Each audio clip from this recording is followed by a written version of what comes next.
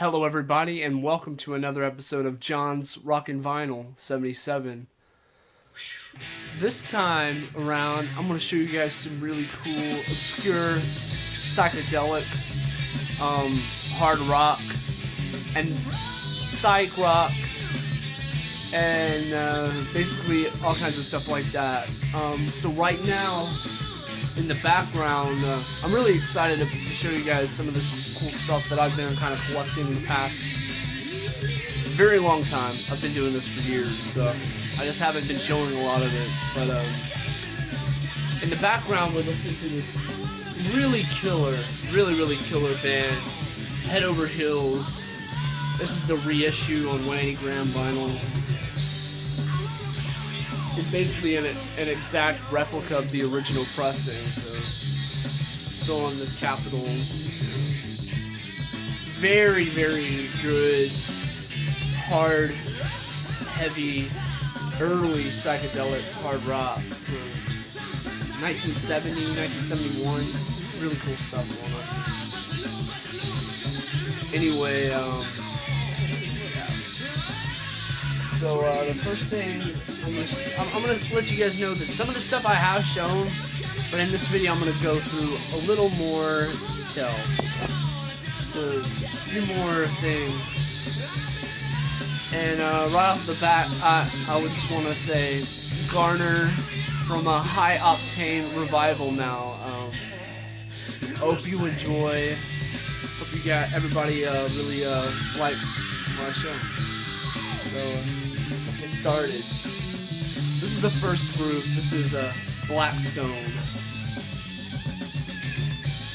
and this is some pretty decent early 70s hard rock.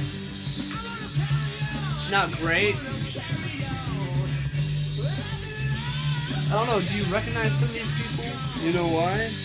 Because Max Weinberg from the E Street Band is on this record, so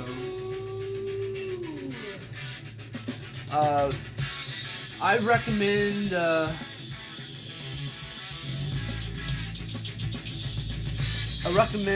like Love Love Love,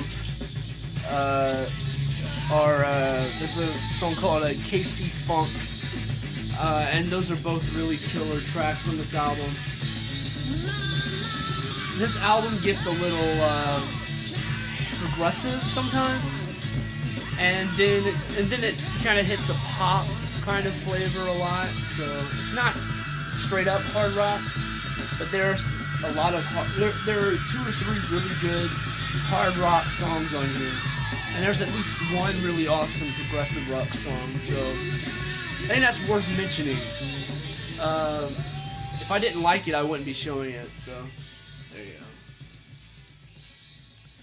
And it's just on your, I'll show you guys the label.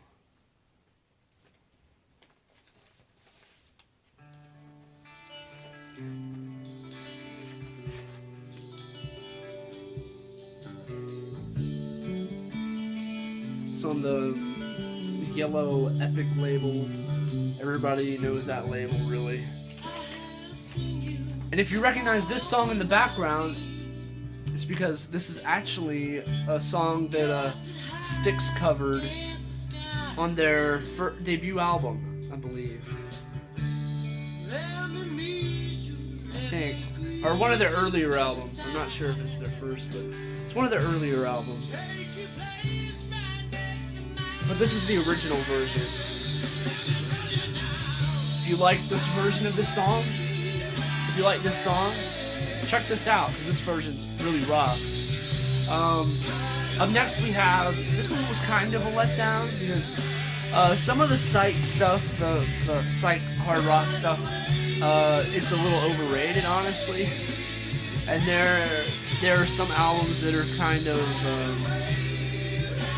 that people talk about, and this is one of the ones that I hear a lot of talking about. And it wasn't nearly as good as I was expecting it to be. I heard a couple of the tracks off of it already, so I was like, man, this sounds killer. This sounds like kind of creamish, Psych stuff. Yeah, really cool. This is on the Uni label.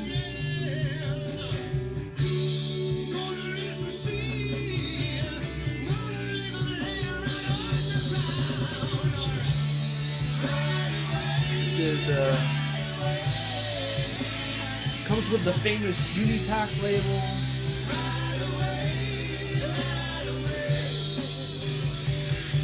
And then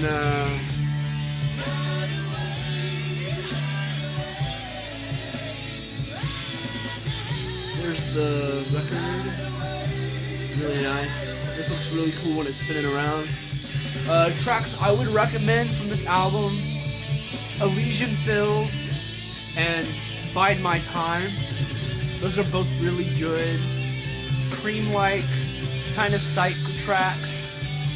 And this record's from 1970, I believe. So really cool, interesting psychedelic hard rock stuff. Definitely some of it's in the vein of Cream. But see, the thing, there's like a 20-minute jam on the opposite side, and it's not the greatest thing in the world. Let's just say it's not up to par with Inagata Vida or anything. So it's not a great album, but it's definitely worth checking out and giving a couple of the tracks a listen. I don't know if this is too loud. It might be a little bit too loud. Yeah. Up next, this is one that LJ showed not a while back. Like, could have been, probably was a year or two ago, maybe longer. But anyway, Bush. These guys are a Canadian band, and it's on ABC Dunhill. And this band, half this band eventually formed, well, not formed, but joined James Gang after Joe Walsh left. This guy and this guy, they joined the James Gang after Joe Walsh left the band, and they made some pretty killer funk rock albums.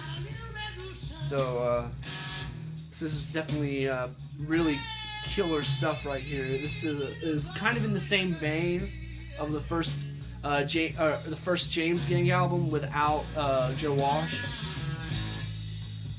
Kind of the same style, a little rawer, a little more garage. Definitely some really cool psychedelic kind of leaning, funky, soulful rock with a lot of some blues tendencies and stuff. Just great stuff.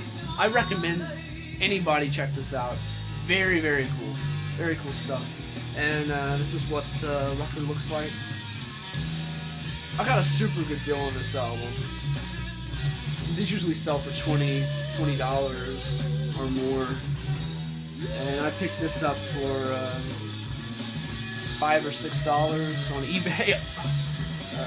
I was really shocked, actually, because I probably would have went a little higher, but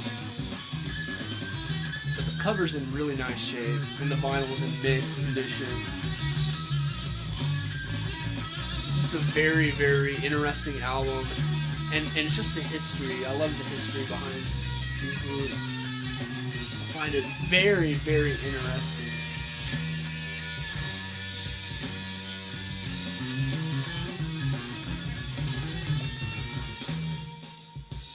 Up next, this is a record that I have shown before, Omnibus, but this is an upgrade copy from the one that I previously had. The one that I previously had a lot of water damage, so I got a really nice upgrade copy. And what this is, it's really, really unique.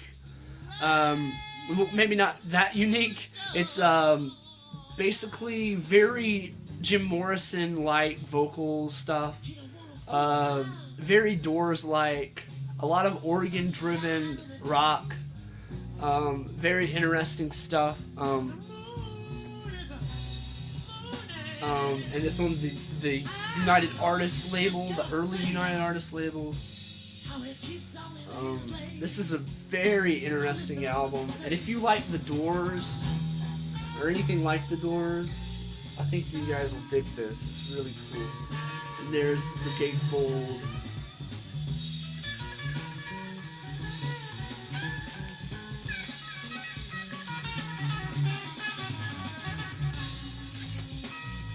And here is the record itself. It's on that standard late 60s United Artists label.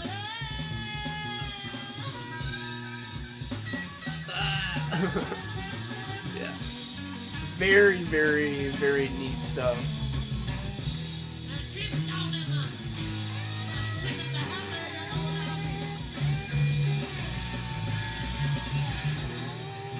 This is going to end up being a part video. There's going to be different parts to this.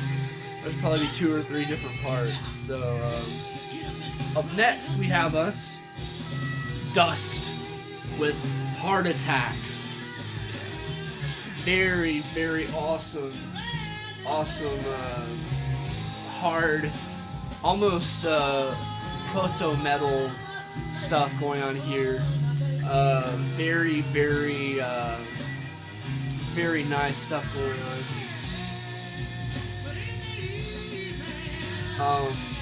This is a very early pressing. I don't think it's the first pressing because the first pressing had a gatefold, and this one does not. But it is a very early pressing.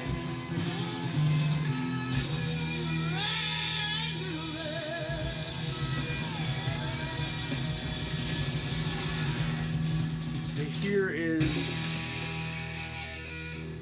the record itself on this on the Kama Sutra label.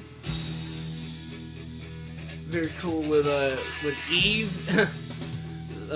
Yeah, it's cool. Very, very awesome stuff. And I think a lot of people really know this album. It doesn't really need a lot of introduction. I think most people recognize this album pretty well. And I would recommend tracks like Pull Away, Learning to Die, Ivory, and Suicide. Ivory's a great instrumental track. This album does kind of is a little different than their first album. They had an album earlier than this. This album's a bit more on the softer side. This is a little bit more kind of, it has some folk, maybe kind of country rock tendencies a little bit, but there are 3 or 4 heavy rocking tracks in this album. Some kind of Beatle elements too. Very interesting stuff on that record.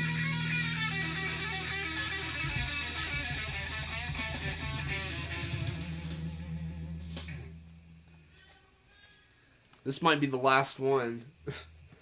Here we have a Raw. This is Raw Holly. I wasn't expecting this video to be this long, but anyway, this is very cool. Early 70s Psych garage from the UK. Kind of more pop, but still very, very Psych, a lot of Psych elements. And what this basically is a band doing covers of Buddy Holly songs. The band's name actually isn't Raw. The band's actual name was the New York Public Library. They were a UK band, and oddly enough, they were named the New York Public Library, but that was the late 60s when they recorded this for the Coral Records label, I believe, or Decca Studios, I think was where it was, Decca Studios. And they were basically persuaded by the record company to perform this particular type of music on this album because they had original material written, but the record company wanted them to play some more familiar music that people already knew, the Buddy Holly stuff. So they recorded these tracks basically forcefully, and they didn't want the album to be released because they didn't like the way it turned out. But it was released anyway. So, and this is what happened. I think the history is more interesting than the music on it. It's definitely really cool and I like it, and this is an upgrade to the one I previously had. I've shown one before. This is a total upgrade from the one that I had. I didn't pay barely anything for this. This isn't worth a whole lot of money. I paid like $4 plus shipping. And raw holly.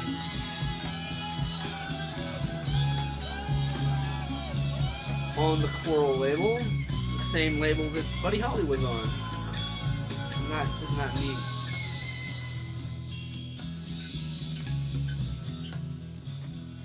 It was just it was a way to. This album was kind of their way to try to. I think they were trying to make a comeback. Kind of a. Like the record label was trying to make a comeback, trying to go in with kind of the times. They only wanted to use music they already had in their discography, and this is what happened basically. And apparently these people on the cover are none of the band members. These are just. I have no idea who this is supposed to be, but these are not the band members at all. So, definitely interesting. This is a cool looking album cover with Buddy Holly and the egg crack. Very interesting stuff. I find this kind of music very interesting and cool. But anyway, that's it for right now. There's going to be a part 2. Posted later today. I hope everybody has a good one. See you guys later on. Bye.